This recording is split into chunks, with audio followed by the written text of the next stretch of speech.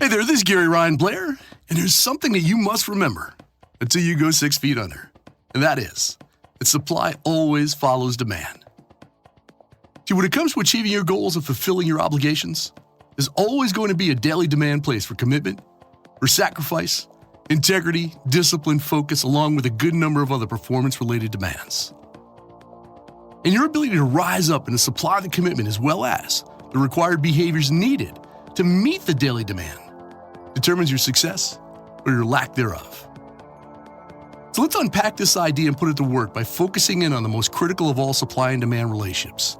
That happens to be your commitment. There is but one acceptable degree of commitment: total. And in the words of Yoda, you either do or do not. There is no try.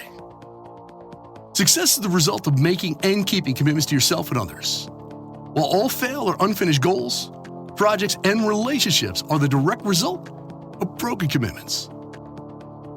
The commitment made must become a commitment honored, as each one counts in far more ways than you could possibly imagine. And your ability to honor your commitments directly impacts your credibility, your reputation, your trustworthiness, earning ability, and your overall peace of mind. Character defines an individual, and honoring commitments helps to define character. See, every day of your life you make promises and commitments to customers, to family members, and associates. Some are explicit, others are implied, but each one ultimately results in success or failure. Yet nothing builds confidence and loyalty more reliably than a history of well-kept promises. And by the same token, nothing will undermine your reputation faster than a string of broken commitments. And if you look at successful people in any field, you'll find they're not necessarily the brightest, the best looking, the fastest, or the strongest of the bunch. I promise you this, what you will find is that they understand that all great accomplishment is preceded by great commitment.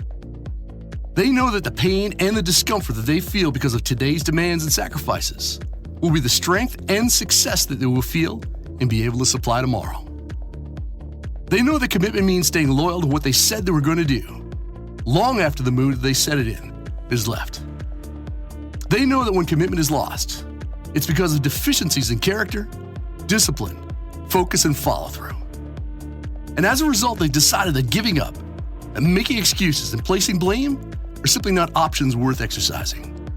They long ago accepted the reality that if they're not working at improving their game to the utmost of their ability and strengthening their resolve, that there will be someone out there, someone with equal ability who is. So here's a few questions for you to consider.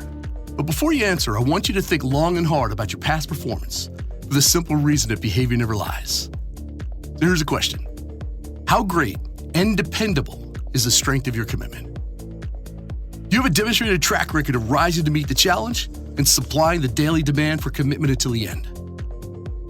In a world where commitment, trust, and integrity is vital to success, why do so many people suffer from commitment issues? Why is there such a profound deficit of virtuous behavior in people's lives, rather than an excess supply? Commitment issues, or fear of commitment, is a term often used in reference to romantic relationships. But the truth is, far too many people have commitment, trust, and integrity issues in just about every area of their lives, which is why they find themselves unfulfilled and unsuccessful in so many areas, to include their career, their health, their finances, and the achievement of their goals. So here's another question for you to seriously consider. What's the point of making a commitment or a promise if you have no intention or ability to honor it? Now, this question applies to your relationship with others just as much as it does to yourself. See, the greatest and the most unfortunate betrayal is when we betray ourselves. Being able to adhere to our own commitments begins with self-respect. When we say one thing and do another, when we start projects but don't finish them, when we go on a diet but soon quit, the only thing that we're successful at is sabotaging our reputation with ourselves.